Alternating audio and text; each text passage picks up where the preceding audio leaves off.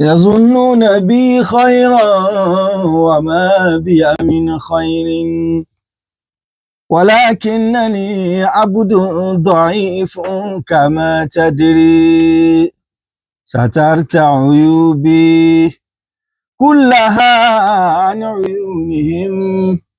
وألبسني ثوبا جميلا من الستر فصاروا يحبوني ولست أنا الذي أحب ولكن شبهوني بالغير فحقق رجاهم يا إلهي وخالقي بحق الذي أنزلت في محكم الذكر ولا تفضح عن سري إلهي بينهم وكل يا مولاي في موقف الحشر وكل يا مولاي في موقف الحشر إن الحمد لله نحمده ونستعينه ونستغفره ونعوذ بالله من شرور أنفسنا ومن سيئات أعمالنا من يهده الله فلا مضل له ومن يضلل فلا هادي له وأشهد أن لا إله إلا الله وحده لا شريك له وأشهد أن محمدا عبده ورسوله إن أصدق الحديث كتاب الله وخير الهدي هدي محمد صلى الله عليه وسلم وشر الأمور محدثاتها وكل محدثة بدعة وكل بدعة ضلالة وكل ضلالة في النار السلام عليكم ورحمة الله وبركاته. وعليكم السلام ورحمة الله تعالى وبركاته. Adá ọpẹ́ fún Ọlọ́run, atọrọ ìkẹ́, atọrọ ìgẹ̀ fún òjíṣẹ́ ńlá Ànábì wa Muhammad. Ìkẹ́ Ọlọ́run àtọlọ Ọlọ́run kọ́lọ́run kó bá mú bá Ànábì àtàwọn sàábé rẹ̀ àti gbogbo àwọn aráalé rẹ̀ àti gbogbo àwọn náà tá à ń gbìyànjú láti tẹ̀lé wọn tí ó fi dijọ́ gbẹ̀ndẹ̀ alkiyama. A dúpẹ́ fún Ọlọ́run ọba tó tún ṣe nírọ̀rùn fún wa láti tún pàdé lónìí láti rán wa létí ọ̀rọ̀ Ọlọ́run àtọ̀rọ̀ Ànábì wa Muhammad sallallahu alaihi wasallam nípa ìgbéyàwó àti ìgbésí ayé lọ́kọláya nílànà ti Islam àti sunnah Ànábì wa Muhammad sallallahu alaihi wasallam. A dúpẹ́ fún Ọlọ́run ọba tó sọ wá di ọjọ́ ìní, a sì bẹ̀ nínú àánú rẹ̀ kó ṣe wá kù lórí dáadáa. Gẹ́gẹ́ bá a sì máa ń ṣe àdúà fún àwọn tí wọ́n ṣe onígbọ̀wọ́ ètò wa, a tún gbé àdúà wa látòrí wọn lónìí. Kọ́lọ́run kó bá ṣe àlékún dáadáa fún wọn. Gbogbo orí ayé àtàlùkíyámà kọ́lọ́run kó bá fi sọ̀rọ̀ ẹ̀dá fún wọn. N tí ń bà wọ́n lọ́kàn jẹ́ Ọlọ́run mọ́sà sọ di ìdùnnú fún wọn. Ohun tí ń dùn wọ́n nú Ọlọ́run má fọ́ ìbànújẹ́ kan fún wọn. Àwọn òbí wọn méjèèjì tí wọ́n wà níwájú Ọlọ́run kọ́lọ́run kó sábà kẹ́ wọn. Látara bẹ́ẹ̀ náà a ṣàdúrà fún àwọn olùdarí iléeṣẹ́ wa rédíò Gèrè FM kọ́lọ́run kó bá ṣàlékún dáadáa fáwọn náà. Àwọn náà wọ́n gbà wá láyè láti máa wá wí àwọn nǹkan tá a ti ń wí látijọ́ yìí. Àtàwọn ohun tá à ń wí náà kọ́lọ́run jẹ́ ó ṣe wá láǹfààní láyé àti níjọ́ gbẹ̀ndẹ̀ alkiyama. Ní òní pẹ̀lú ògo Ọlọ́run ọba à ń tẹ̀síwájú pẹ̀lú ètò wa. Èyí tá a kọ́kọ́ máa ń ṣe lérí ètò yìí gẹ́gẹ́ bí gbogbo wa náà ṣe mọ̀ náà ni a kà tírà ọ̀kan nínú àwọn tírà àwọn àfáà tó yẹ pé ó lálùbáríkà, èyí tí àfáà wa Al-Hafiz Ibn Hajar Al-Asqalani tí wọ́n kọ tí gbogbo wa mọ̀ sí Bulugul Maram min Adillatil Ahkam. Àbí Ọlọ́run ọba kó jẹ́ kí á rí àǹfààní ṣe pẹ́ lórí tírà yìí. Àfáà tí wọ́n kọ tírà náà kọ́lọ́run kó bá kí àwọn náà kó wá sí wọn ní ẹni àlùjánnà àti gbogbo àwọn àfáà wa tí wọ́n ti lọ kọ́lọ́run kó sábà kẹ́ gbogbo wọn. Àwọn àfáà wa Sheikh Saad Sarumi wọ́n ti wà nínú studio pẹ̀lú wa, àwọn náà ni wọ́n bá wa ka hadisi tó tún kàn látún kà láti inú kitabu nikah nínú tírà tí à ń kà lọ. Àbí Ọlọ́run ọba kó bá ṣàlékún dáadáa fún Sheikh Sarumi náà. Èyí tí wọ́n tún máa bá wa sọ lónìí náà kọ́lọ́run jẹ́ ó lápa nínú ìgbésí ayé ẹnì kọ̀ọ̀kan wa. Kọ́lọ́run jẹ́ kí ẹnì kọ̀ọ̀kan wa ká bá níbi tí ó ti lérè láyé àti níjọ́ gbẹ̀ndẹ̀ alkiyama. Bismillah. Alhamdulillah wassalatu wassalamu ala rasulillah wa ala alihi wa ashabihi wa ba'd. Assalamu alaikum wa rahmatullahi ta'ala wa barakatuh. Wa alaikum assalam wa rahmatullahi ta'ala wa barakatuh. A dúpẹ́ fún Ọlọ́run ọba. ẹ̀yin Ọlọ́run ọba àti ọlá rẹ̀ ìtumọ̀ sí fún anna Muhammad sallallahu alayhi wa sallam níbẹ̀ tó galọ́dọ̀ àwọn màláíkà ní kọlọ́ba bá anna Muhammad àṣẹ́kùbọ̀ salatu kún bá wọn sahaba kún bá wọn tabi'in kún bá wọn tabi'in àti gbogbo àwọn tó ń tẹ̀lé mọ̀nà anna Muhammad sallallahu alayhi wa sallam tó fi di ọjọ́ alqiyama amin. Lónìí pẹ̀lú yọ̀ǹda Ọlọ́run ọba subhanahu wa ta'ala so a tẹ̀síwájú nínú bá sì wà ní báàbù alkifatu wal khiyar tí wọ́n ti ń ṣàlàyé ẹ̀yìn tó ṣe ń ṣe pẹ̀lú pé kéèyàn fẹ́ ṣàṣàyàn kéèyàn ṣe wo ẹni tó bá tún ní tó ti lè dé ẹni tó qualify tó wọ́n káwọ́ tó ń pè ní compatibility pé sáà bára wa mu nínú ṣẹ̀ríà so ní tí àlá tá à ń tra so àti sàmàlàyé rẹ̀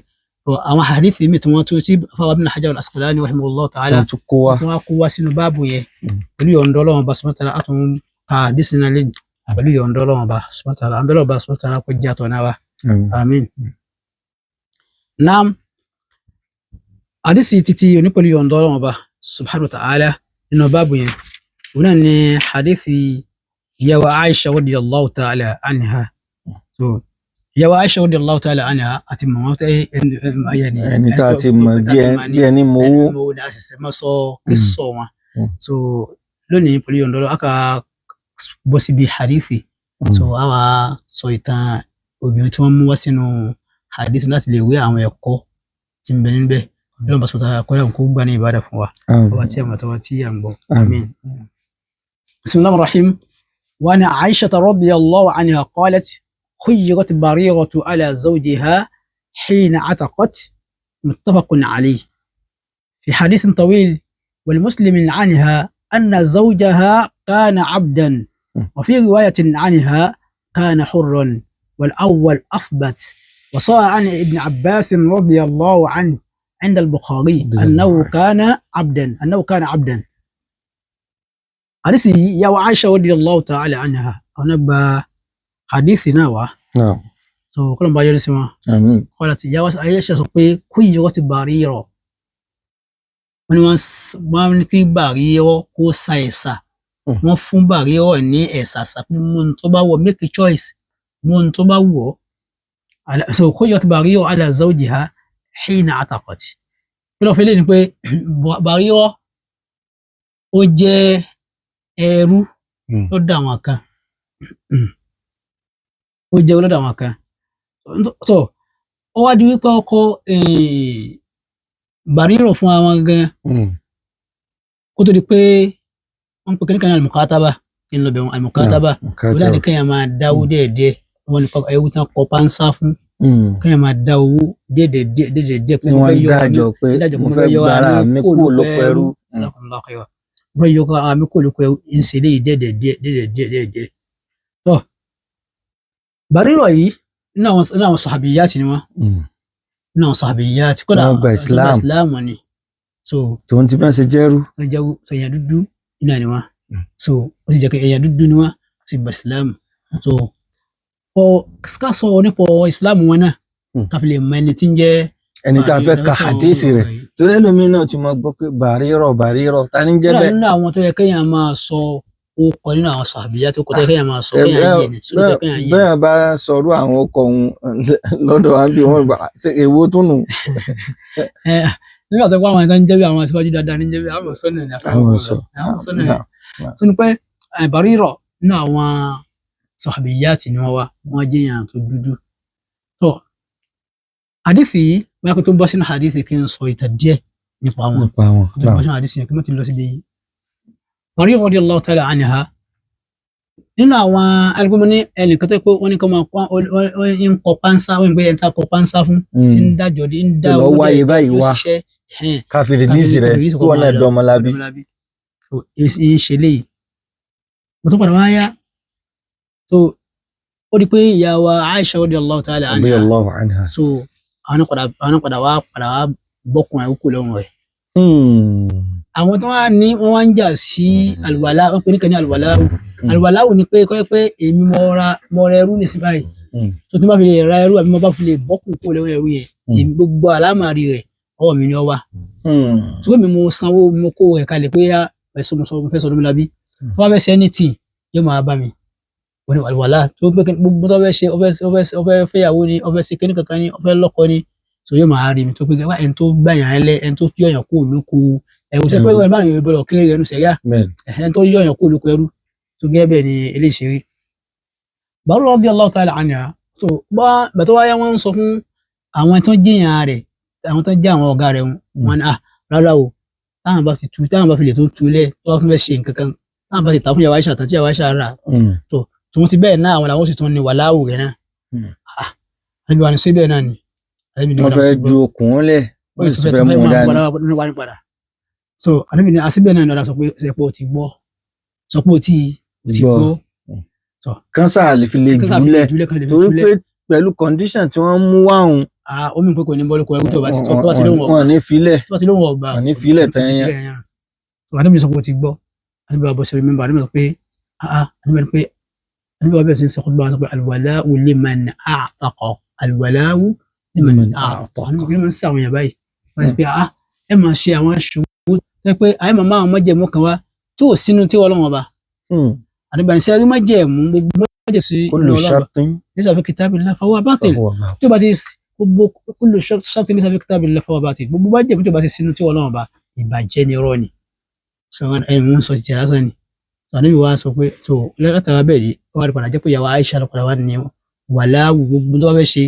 ọ̀dọ̀ yàwá Aisha ni máa ń darí rẹ̀ sí. so ó wá ní àwọn kíṣọ̀ kan tó àwọn ń bẹ ní Sahih Bukhari tó pẹ́ fún mi lè mọ ẹni tí ó gba àdéhìí yìí wá. yàwá Aisha radiyallahu ta'ala anha wọ́n tó bá ti wà lọ́dọ̀ àwọn gbogbo bàtọ́ bá ti wà lọ́dọ̀ àwọn báyìí. ní Bàrírọ̀ ìtọ́ àtijọ́ kọ́ lọ́dọ̀ wọn yóò máa sọ pé yóò máa ní yóò máa wá lóyún nǹkan tí máa ń kọ wọ́n ní wa yawmu isha'i min ta'ajibi rabbina ibi wáyà mi min aja'ibi rabbina ala annani min diyaril kufri anjani tó máa ń kọrin yẹ wa yawmu isha' ẹwọ kan pé wisha àwọn onímọ̀ bí scarf ń pè ní wisha tó mi pé orí àdánwò Ọlọ́run ọba látara ìṣẹ̀lẹ̀ yẹn àwọn lábàtà wá sọ pé yawmu kadha ìṣẹ̀lẹ̀ kan ṣẹlẹ̀ ń jọ òun nù wọ́n á fi ọjọ́ òun ìṣẹ̀lẹ̀ òun fi di ọjọ́ òun mẹ́lẹ̀ nípa ọjọ́ ńlá ọjọ́ mẹ́lẹ̀ ìgbàgbé nínú ọjọ́ yóò mú kìnnìkan ẹ̀rọ ni yóò mú Khandaq yóò mú kìnnìkan yóò mú Badri yóò mú Uhud so yóò mú Isha ń pè ìṣẹ̀lẹ̀ tó ṣẹlẹ̀ ń jọ náà kò kéré tó mọ̀ tí wọ́n jòkó lọ yàwá Aisha akọ́lọ́dún tó wá pé bá ti jòkó tì mí lójoojúmọ́ wọ́n máa kọrin wa yawmu Isha min ta'ajibi rabbina min aja'ibi rabbina ala annani min diyaril kufri anjani kí ló fà á tẹ́pọ̀ mọ́ mo rí mọ́lì kí ló fà á ni pé ọmọbìnrin kékeré kan ń bẹ wọ́n á wọ scarf kún wá jẹ́ red scarf ni ọmọ yẹn wá gbé jáde bọ́mọ yẹn sì wá gbé scarf yẹn jáde òun rìn lọ wọ́n pe kíní kan ní ẹyẹ ìdíje ara wo bóun ṣe rí inú òun ò pé bíi kátó pé bí lábẹ́ àṣàlápẹ̀jù àwọn ọmọ ìyá ẹran àṣàwọn náà òun wá rí pé ẹran rẹ̀ òun ò pé ẹran ní scarf tí wọ́n lò fún obìnrin òun tí wọ́n lè fọmọ kékeré obìnrin òun bó ti pé òun ṣe fòwá nù bó ṣe omi àtọmọ yẹn bọ́lẹ̀ bó ṣe gbé nu wọ́n bá ní pé Bàrírọ̀ ló mú wọ́n bá ti wọlé mà bàtà lóhun ló mú wọ́n ṣe bẹ̀rẹ̀ sí wọ́n débi pé wọ́n bẹ̀rẹ̀ sí ní ṣáàṣì gbogbo ara rẹ̀ dípé wọ́n tún ṣáàṣì abẹ́ rẹ̀ ipò bí ó fi síbi abẹ́ náà ìwé wa bàjẹ́ pẹ̀tọ́ padà wáyé wá wọ Ọlọ́run ọba bí kí ni Ọlọ́run fẹ́ ṣe tẹ́búríyà fún wọn fẹ́ fọmọ ní àṣà ẹyẹ ìjẹra wọn bó ṣe lọ lẹ́ẹ̀kan náà fún ọkà ju aṣọ yẹn kalẹ̀ padà ni. torí òun ló gbé ó wá jù kalẹ̀ òun rò pé òun ti rí ẹran tó wọ́n jẹ ó tó padà wáyé pé kèsì ẹran ó wá sì lè dé bàtán tí ń tọ́jọ́ rẹ̀ tó ti ń dà láàmú tó ti ń bú tó ti ń yẹyẹ rẹ̀ so bá a ṣe ju aṣọ kalẹ̀ ọ̀nà ọ̀hún abọ́ tó bá ti wá rántí jọ̀hún ẹni wà yawmu Isha ọjọ́ tí ìṣẹ̀lẹ̀ skáfù ṣẹlẹ̀ min ta'ajibi rabbina nínú ìmọ̀ Ọlọ́run ọba wa nínú ìmọ̀ Ọlọ́run ọba ala anna min diyaril kufri anjani ó ní wa yawmu Isha ọjọ́ tí skáfù ọwọ́ ìṣẹ̀lẹ̀ skáfù ṣẹlẹ̀ min ta'ajibi rabbina nínú ìmọ̀ tí mo rí lọ́dọ̀ Ọlọ́run ọba ni pé ala annani min diyaril kufri anjani Ọlọ́run ó là mí kúrò nínú ilé àwọn kèfèrí jọ náà ó là mí lọ́wọ́ wọn jọ náà tó pé kí ni wọ́n ti sọ wọ́n ti bá ló kọjá wọ́n ti torí pé kì í ṣe pé tí wọ́n ń wá òun nìkan náà ni nítorí bó tún jẹ́ mùsùlùmí ó sì tún jẹ́ ẹrú. So ọlọ́run padà wá la so Buhari ọ̀yẹ́ wá ní òun wá ní à ń sọ pé sọ̀rọ̀ òun ni ìyáwá ṣáà ń sọ̀rọ̀ nípa rẹ̀ ó ní kọ́lẹ́ kó yẹ ọkọ̀ ti Buhari rọ̀ ìyáwá ṣáà ni pé wọ́n ní kí Buhari rọ̀ nítòsí ẹ̀mẹ́ ni pé Buhari rọ̀ òun ti gba ìsìláàmù àdìsí sọ pé ọkọ rẹ̀ òun wà ní kèfèrí òun sì wà ní ẹrú òun mùsùlùmí là méjì náà àmọ́ ọkọ wà lẹ́rú òun náà àwọn méjèèjì jẹ́ mùsùlùmí àmọ́ ìyàwó ti ní fírídọ́ọ̀mù ọkọ tí ní ṣe pé lẹ́fù ti ju lẹ́fù lọ bárùn ẹnìkan ń jẹ́ ẹrú lọ́dọ̀ àwọn olówó rẹ̀ ọkọ ń jẹ́ ẹrú lọ́dọ̀ àwọn olówó rẹ̀ ìyàwó ń jẹ́ ọmọ ẹlábí tí ó ti rí fírídọ́ọ̀mù ti tẹ̀ ṣe pé lẹ́fù ti ju lẹ́fù lọ bárùn torí lẹ́yìn nìsín ìyàwó ní ó fírí ọkọ ní àtẹnità ní wàá lọ kókó nìkan wọ́n máa ràn kí wọ́n máa tì í kí tó bá wọlé ẹwú ní ẹlẹ́wù sí. ẹ̀mí mójútó ìyàwó rẹ̀ gan. tó bá yìí tó bímọ gan ni tó bá yẹ pé mí pé ọmọ rẹ̀ yóò máa fẹ́ máa jẹ́ bí ọmọ ìdajì ṣe pé yóò máa jẹ́ pé yóò fẹ́ máa jẹ́ ẹrú ọkùnrin ẹni tó ní ọkọ náà tó kí nìyẹn wọ náà wọn ń tọ̀ bàtà wá di pé ọkọ wa ń bẹ̀ pé dákun fẹ́mi tó wọn náà wọ́n dákun wò mí sí. tòun ti bí mo ṣe jẹ́ ẹrú náà dákun wò mí sí dákun wò mí sí náà tó خيرت بريرة على زوجها حين عتقت pé wọ́n ní kí Bàrírọ̀ kò sí kí ni kó ṣàìsà ó ní option nípa ọkọ rẹ̀ pétọ̀ nígbà tá ti tó wọn lẹ́hùn kó mú tó bá kó sí tó bá wù bẹ́ẹ̀ tó bá wù ọ́ tó bá lọ fẹ́ fọkọ rẹ̀ ẹ máa fẹ́ tó bá sì wọ́ bá lọ fẹ́ lómi náà ní òfin خيرت بريرة على زوجها حين عتقت ìgbà tó wọn ti di pé wọn ti free wọn so mi pé ó ní ẹ̀sà láti ṣàṣà pé ọ̀bọ̀ èrògbò ní òbí kí mi tó máa ọ̀rọ̀ ẹrú yọ̀ọ̀dà o mo ti tọ́ mo ti mọ àyà tí ń bẹ́ mi kéèyàn jẹ́rú kankan wá tó máa kó sí wàhálà tuntun mi no mo ti free mo ti di free woman so yẹn nídìí kẹyẹ tó máa di pé màá wọlé abẹ́ wàhálà ẹni kó máa darí nǹkan kiri mọ́ so tí wọ́n ní free dáadáa so pé ó mi pé obìnrin nígbà míì ní so ó lè èyàn lè jọ máa bẹ láwọn àsìkò kan kí lẹ́vù padà wá sí kí ni o kó ju tèèyàn lọ tó bá rò pé yes dáadáa tí wọn bá ṣe sí ló fi jẹ́ pé èèyàn máa ń ṣe dáadáa sóbìnrin wàláì èèyàn máa ń ṣe dáadáa sóbìnrin. ẹni tó ṣe dáadáa síyàwó rẹ̀ nígbà tí ò tí ì ní nǹkan kan wọ́n padà wá ní nǹkan tán òun náà fi mọ ọkọ. ìwé jáde máa bá a lọ so kò ní wú lẹ́fù ò ní ju lẹ́fù lọ́mọ èèyàn gbà wọ́n máa bí ó sì tún ọkọ rẹ̀ náà lọ kó ló lè fẹ́ kí n bọ́ ọkọ rẹ̀ náà àwọn appointment kẹ́kẹ́ yà wọ́n náà gbà so kábàlì so that òun yóò lè máa. nígbà tí wọn náà dá nígbà tẹ́mi náà ò tí ì ní nǹkan kan ó ṣe dáadáa pẹ̀lú mi. so pé àmọ́ ẹni téèyàn ṣe dáadáa sí ẹnìkan ọwọ́ rẹ̀ tí wàá ti kú dàbá àmọ́ ìwọ náà à ń rọ̀ ọmọ sí bẹ́ẹ̀ wọ́n sì bẹ́ẹ̀. wo ti ẹgbẹ́ ìṣèjọba ń bá bọ̀ wá láti lẹ̀ wọ́n tó tọ́lọ́wọ́n bá sọ pé Bàrírọ̀ radiyallahu ta'ala anha kódà níbi pé bàtà wọn àníbi wọn bí lọ pé àníbi sọ pé òsì bá sì fẹ́ o bá sì consider rẹ̀ pé sọ pé ṣé wáàyí ni kí n kọ̀nsídà rẹ̀ ní àbí ìmọ̀ràn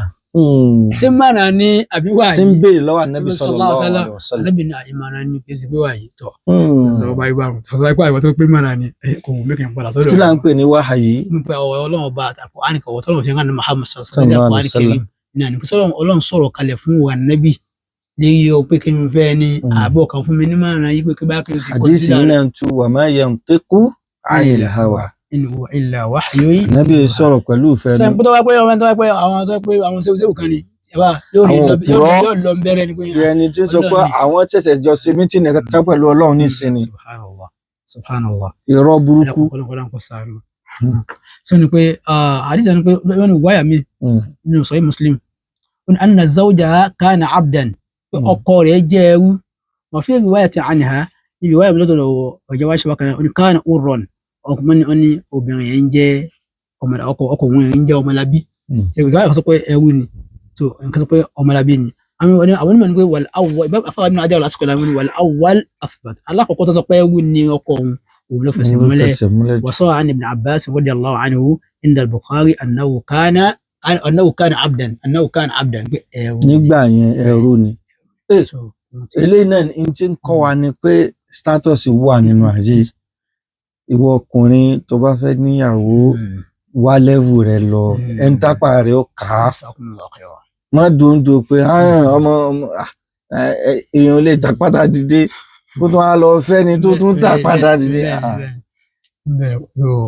tó o bá ti mọ̀ pé o bá ti lágbára kó o fẹ́ wú àwọn level àwọn status bí àwọn sí pẹ̀lẹ́pẹ̀lẹ́ ó fara kàbùkù ń bẹ̀ ni. tọ́wọ́ á dúró pé ọmọ gómìnà mo fẹ́ fẹ́ ọmọ mínísítà àyọkàbùkù mo fẹ́ fẹ́. ẹ̀yọ́ yẹ̀yà ara rẹ̀ ni wọ́n bá tẹ̀ tó ń tì mọ́lé gan. wọ́n ti wà lábàá pọ̀ ìfọ́n ní ìwọlé tí wọ́n á ń dúró lé wa lára lẹ́wọ̀n. a sì ń kìlọ̀ fún wọn láti jọ yìí pé ọmọ ọwọ́ ò gbọ́dọ̀ fẹ́ ọ torí gbà mí náà ọkàn ọmọ yẹn tó jọ ọmọ olówó ó lè fà sọ́mọ tálíkà kan wọ́n á fẹ́ máa fìyà jẹ pé sọ́mọ pa ti wọ́ọ̀nù kọ́dà àwọn fẹ́ lè pa ẹlòmíì ẹlòmíì wà á dúró pé tó bá jẹ́ pé torí ìfẹ́ ni òun rẹ́dí láti kú wọ́n kú lórí ìfẹ́ dákun torí Ọlọ́run àwọn tí ó fẹ́ ọ àwọn tí wọ́n náà fẹ́ wọ́n wà káàkiri obìnrin pọ̀. ó sì sẹ̀mí ọ̀hún tó gbádùn ayé tó gba gbádùn wọn bẹ̀bẹ̀ mọ́tò rẹ̀ nìkan kan tó ń pé ẹ̀ bára yín mu tó padà di wàhálà lọ́jọ́ ọ̀la mọ́tò rẹ̀ sí kó bá rẹ̀ mọ́tò rẹ̀ dá sẹ̀mí ara rẹ̀ rú pé lẹ́yìn Ànábì sallallahu alaihi wasallam ṣẹlẹ̀ nísì. ó wà lára àwọn obìnrin náà pé àwọn obìnrin náà táwọn náà bá lọ́kọ ó máa ń dáa kó jẹ́ pé ẹni tí ó kápá wọn nìkan fẹ́ obìnrin máa ń jẹ́ kọ́kọ́ kápá wọn ni obìnrin tí ọkọ bá ti kápá ètí bèbè náà nù kọ́lọ́n kó sọ abẹ́ ẹ̀kọ́ ni. bẹ́ẹ̀ akọ́lọ́n kò bẹ́ẹ̀ sọ yìí nù mo gbọ́dọ̀ obìnrin kan sọ pé àbàjá kì í kò dà mọ́ ẹnu ò lè ká mi ẹnu ò lè ká mi sọ pé mo rọ ní ẹnu ò lè ká mi. ẹlòmíín sì wà tó jẹ́ pé bóyá owó lọ́lọ́run fún ni àbí ẹlòmíín gan lówó personality kan tó kàn strong tó mọ̀ pé bẹ́lẹ̀ bá pa mí láṣẹ ẹ̀ ń tẹ̀lé àmọ́ wọ́n tó ẹ pé obìnrin fẹ́ fẹ́ obìnrin wá ń wọ̀ báyìí wọ́n gan tí ń gbà ó wí. mo yìn tó yín lèmi náà kò yìn tó ná inferiority complex. ẹ ti get ó dẹ̀ ń ṣẹlẹ̀ lónìí wàláì àwọn brothers wọ́n ń fẹ́ àwọn sisters wọ́n jù wọ́n lọ ní rank yóò á di pé gbogbo tí bá wá ń ṣe tí ọ̀dà kò ní lè sọ̀rọ̀. bẹ́ẹ̀ ni tó náà mọ̀ pé lẹ́fù ti ju kí ni. torí tó bá sọ̀rọ̀ àwọn àǹfààní tí ń rí látọ̀dọ̀ rẹ̀ ó lè má rí mọ́ bóyá ìyàwó ní sanwó skul àbí ìyàwó ní gbọ́ àwọn oúnjẹ kọ̀ọ̀kan kalẹ̀ so ṣé kú àǹfùsàkún wa lè rí ibi ìṣẹ̀lẹ̀ ń bẹ̀ wọ́n yáyọ ẹlẹ́dí náà mọ̀nà kú àǹfùsàkún róòlù tọkùnrin ó play nínú marriage kò ní rí play ẹ rí pé reality Islam ẹ̀sìn reality ni òun náà ti dàbí ọmọ tó ń bọ̀ òun náà. ẹ wà Ànábì sallallahu alaihi wasallam Ànábì wàá fọ́ọ̀sì obìnrin yẹn pé àfi kò fẹ́ pé o l'option tó bá ti mọ̀ pé ó sì mọ̀ tẹ̀lé àṣẹ rẹ̀ tó sì wà lábẹ́ àkàtà rẹ̀ náà tó máa jọ́kọ̀ tó ẹrú ni o àmọ́ ó mọ̀ tẹ̀lé àṣẹ rẹ̀ kì í rọrùn kí ẹni tí obìnrin tọ́lọ̀ ń bù kún tí status rẹ̀ tó ga láwùjọ kì í sábà rọrùn kọkùnrin rí control. òdodo nu kọ́dà ọ̀pọ̀lọpọ̀ tá a máa ń rí gan wọ́n padà máa ń fira wọn lẹ̀ ní pé. àbí kọ́kọ́ wọn á dédé dìrín fún yóò máa ṣe ń tó wù obìnrin máa ṣe ń tó wù kí ló kù àkíyàmọ̀ bàjẹ́ lọ́nu kọ́lọ̀ kó sọ wọn bẹ́ẹ̀ jazakumullahu khairan. so àwọn ẹ̀kọ́ tá a tún kọ́ lálẹ́ yìí náà nù gbogbo àwa tá a jóbi ní tá a fẹ́ ó ní pé ẹ jẹ́ ká mójútó àwọn ọmọ wa lọ́kùnrin ẹ jẹ́ ká mójútó àwọn ọmọ wa lóbìnrin tí wọ́n bá fẹ́ lọ́kọ àti tí wọ́n bá fẹ́ níyàwó ojú ọ̀nà tá Ànábì sallallahu alaihi wasallam gbé kalẹ̀ pé ká rìn yìí ẹ jẹ́ ká bá wọn tọ́ tọmọ wa lọ́kùnrin tó bá mú ìyàwó wálé tó a jẹ́ pé ẹni tó lọ mú wálé ẹni tẹ́ mọ̀ pé apá rẹ̀ ò ní ká ẹ mẹ́jọ fẹ́ ẹ sòdodo fún un torí pé at the end of the day gbogbo tí ń fa divorce láwùjọ wa ni o ẹni tẹ́yìn náà mọ̀ pé pẹ̀lú status rẹ̀ yìí ó súnmọ́ kọ́mọ yín mẹ́lẹ̀ control rẹ̀ òní padà mọ́ á control ọmọ yín kò sóbi tí ó fẹ́ bẹ́ẹ̀ so kọ́lọ́n kó ṣàánú wa. second segment òun náà ni a fẹ́ bẹ̀rẹ̀ báyìí ibi tí a ti ń sọ̀rọ̀ lórí ìwé garment of compassion èyí tí àfáwà Abdulsalam Aladodo tí mo bá ṣe àlàyé lọ lórí rẹ̀. Bismillah wassalatu wassalamu ala rasulillah wa ala ahlihi wa sahbihi wa man walahu wa ba'd. Adáwọ̀pẹ́ fún Allah subhanahu wa ta'ala, alhamdulillah. Àtọ̀rọ̀ ìkẹ́ àti ìgẹ̀ fún aṣáájú ẹ̀dá, Ànábì wa Muhammad sallallahu alayhi wa sallam. Àtàwọn ará ilé rẹ̀ àtàwọn sọ̀hábà rẹ̀ àti gbogbo àwọn tá à ń gbìyànjú lójú ọ̀nà Nabi sallallahu alayhi wa sallam náà títí dọjọ́ gbèǹde alqiyama akẹ́wọ̀n àfáwà tán ní bá a sọ̀rọ̀ látàárọ̀ àbí Allah subhanahu wa ta'ala kó bá wa ṣe àlékún dáadáa fún wọn. Ní ìtẹ̀síwájú pẹ̀lú tí à ń kà lọ níbi ìwé Garment of Compassion tá a bá gbàgbé àti wọnú ìwé rárá o a sì ń ka àwọn oríṣiríṣi ọ̀rọ̀ tí àwọn tí barista wa tí wọ́n gbé ìwé fún pé kán bá wọn yẹ̀ wò à ń ka àwọn ọ̀rọ̀ tí wọ́n sọ. Ọ̀rọ̀ ẹni tá kà lálẹ́ yìí òun ni ọ̀rọ̀ editor ẹni tó ka ìwé Garment of Compassion láti bẹ̀rẹ̀ dé parí tí wọ́n edit rẹ̀ àwọn ọ̀rọ̀ wo ló lékún níbẹ̀ bóyá èèyàn fẹ́ kọ compassion nísìn èèyàn á ṣe mistake fi s síwájú rẹ̀ ó di compassions sọ pé mistake lélẹ́yìí ó dàpọ̀jù barista phone jẹ́ bá wọn yọ mo ka àwọn nǹkan bẹ́ẹ̀ ìtumọ̀ eléyìí kún ìtumọ̀ eléyìí ò kún tó ẹ ṣe ṣe báyìí gẹ́gẹ́ bí expert so gẹ́gẹ́ bí expert sọ pé ní táwọn máa ń ṣe nìyẹn so ẹni tó ṣe eléyìí fún ìwé Garment of Compassion àwọn náà ni bàbá wa àfáà wa associate professor Abdullahi Salih Shola wọ́n jẹ́ ọ̀kan lára àwọn associate professor of Islamic law ní Department of Islamic Law Faculty of Law Kwara State University Malete. Gambia ni wọ́n wà. Gambia ni wọ́n wà presently báyìí Allahu Akbar Ọlọ́run bá a ṣàlékún dáadáa fún. Bákan náà àwọn náà ó dàpọ̀ àwọn náà ni editor Al-Six and Intimacy àbí Polygyny with Mercy Polygyny with Mercy àwọn náà edit Polygyny with Mercy àwọn náà edit Polygyny with Mercy kọ́lọ́n kó bá a ṣe àlékún dáadáa fún wọn. So àwọn náà sọ̀rọ̀ nípa ìwé Garment of Compassion àmọ́ síwájú ká tó máa lọ síbi ọ̀rọ̀ tán sọ gẹ́gẹ́ bá a ṣe ti máa ń sọ tẹ́lẹ̀tẹ́lẹ̀ àwọn discussion tá a ní ẹ má jẹ́ ká rò pé bóyá a kàn wà lórí ètò a kàn sọ ohun tó wù wá o wallahi a sọ ohun tó wù wá. nítorí ọlọ́run bá lékè ọlá pa wá láṣẹ tánàbí sallallahu alaihi wasallam pa wá láṣẹ òun là ń sọ. a sì ń sọ ní sọ wípé àwọn tí wọ́n jẹ́ ọmọ ìyá wa mùsùlùmí lọ́kùnrin àti lóbìnrin tí wọ́n ń rí àwọn nǹkan yìí from other sources báwo la ṣe lè capture wọn tó jọ wípé àwo bá wọn sọ lọ́nà tó wọn bá lékè ọlá nífẹ̀ẹ́ sí àtọ̀nà tánàbí sallallahu alaihi wasallam nífẹ̀ẹ́ sí tí wọ́n fi ní sọnù àwọn èèyàn ti sọnù àwa tá a jẹ́ ń kéwú ẹlòmíì tó jẹ́ ń kéwú lè máa wò pé kí làwọn àbáyé ń sọ báyìí pé àwọn kan tẹ́ ń sọ yìí ìsọkúsọ ni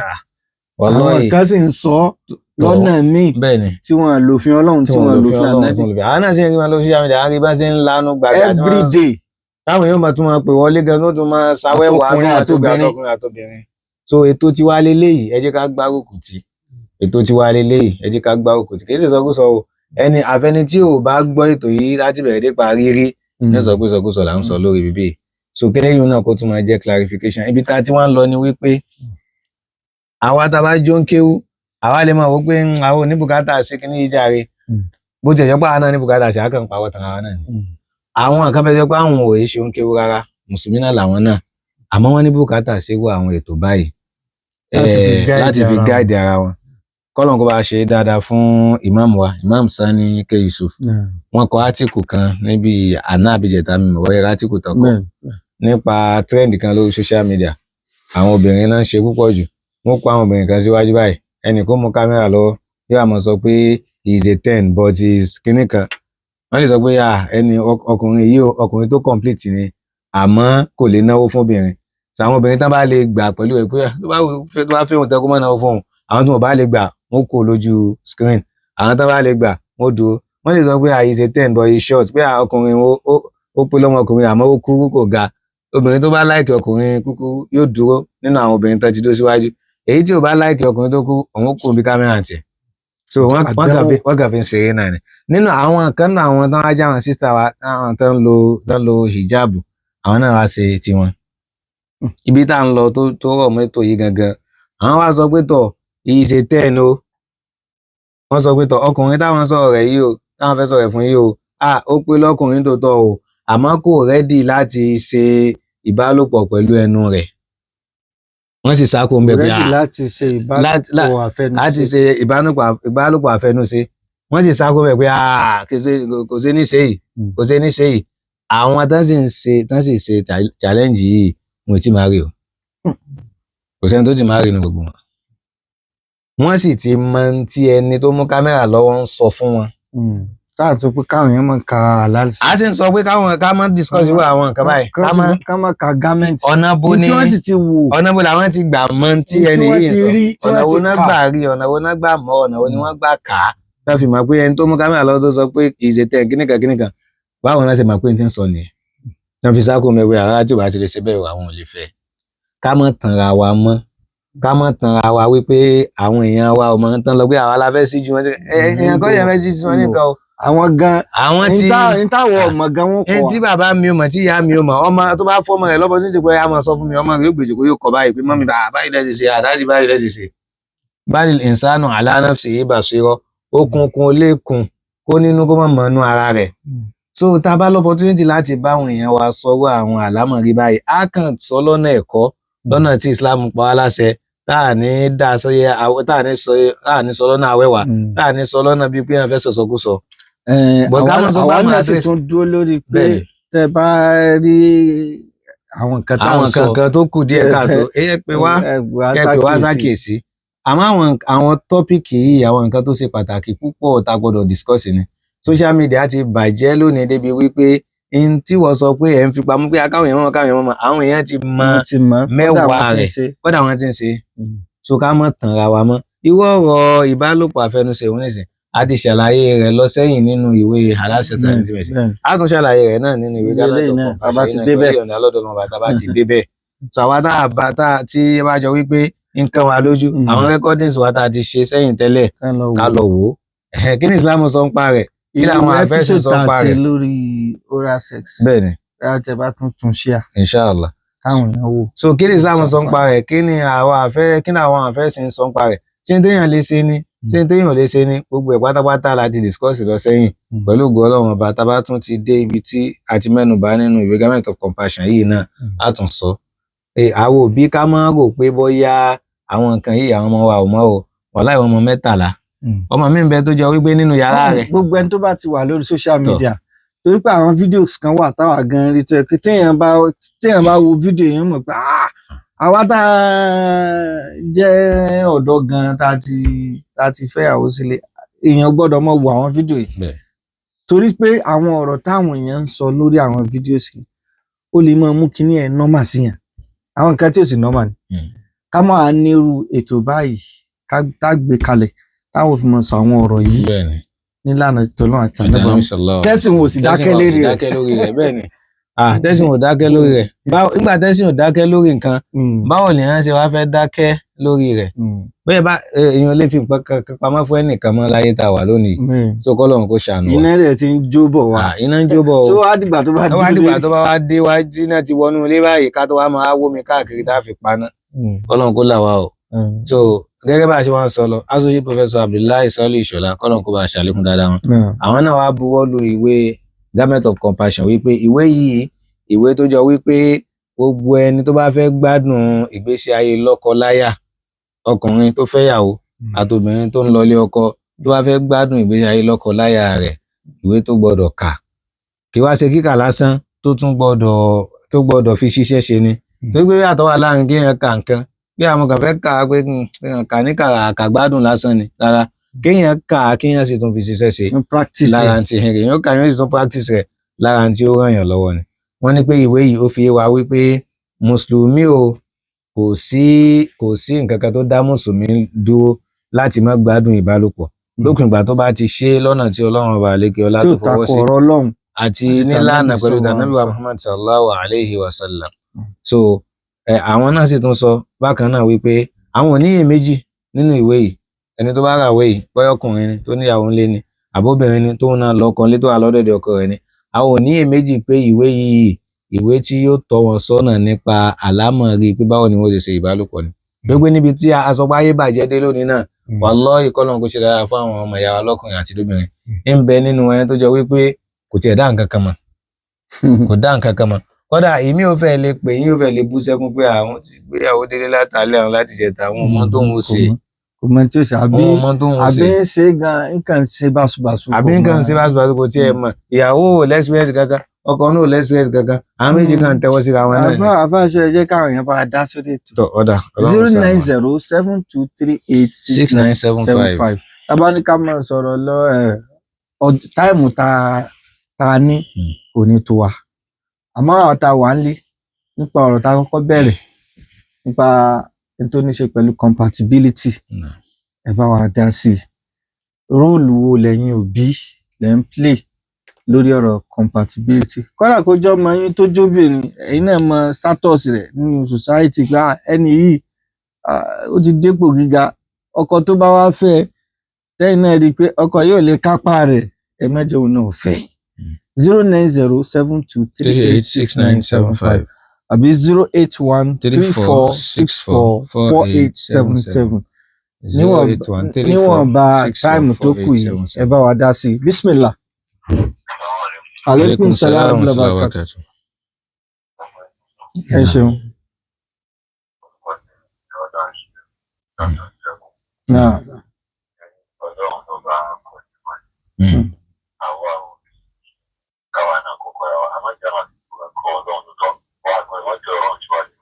Bẹ́ẹ̀ni.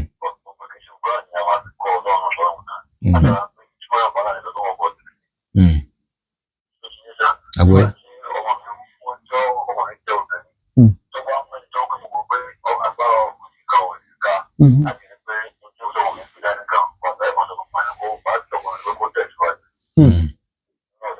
Pé kó wá tiẹ̀ síwájú.